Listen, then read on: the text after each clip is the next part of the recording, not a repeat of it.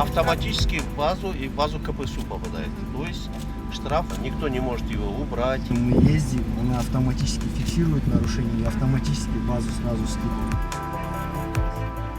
Мәжіліс депутаттары полиция жұмысындағы цифрландырумен танысты. Қылмысты тез арада ашуға, құқық бұзушыларды жылдам анықтауға, келеңсіз оқиғалардың алдын алып болдырмауға бағытталған жобаларды көрді.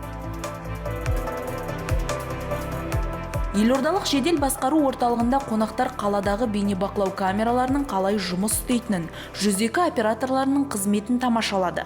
Сондай-ақ мектептердегі қауіпсіздік жүйесі, жағдаяттық аналитикалық орталықтың мүмкіндіктері, сандық полиция жобасы мен тұрмыстық зорлық-зомбылыққа қарсы алгоритм түсіндірілді.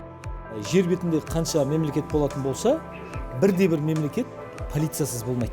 Полицияның әрине кейбір кем-кетік тұстарын айтамыз, сынаймыз, мінейміз, бірақ бұның барлығы полицияның қызметін жетілдіруге ғана бағытталу керек. Яғни жөн жосықсыз сынап міней беруге болмайды. Тек қана бір ғана мақсатпен осы полицияның қызметін жетілдіру, полицияға жағдай жасау, полиция қызметкерлерінің қосымша мүмкіндік беру бағытында болу керек. Өйткені мемлекетімізді дамытамыз десек, мемлекетте қауіпсіздік қамтамасыз етеміз десек, оның жалғыз ғана жолы бар, ол полицияны күшейту. Күшейту деген техникалық тұрғыда, басқалай жаңағыдай заңдық тұрғыда жаңағыдай күшейту, осындай жағдай жасау.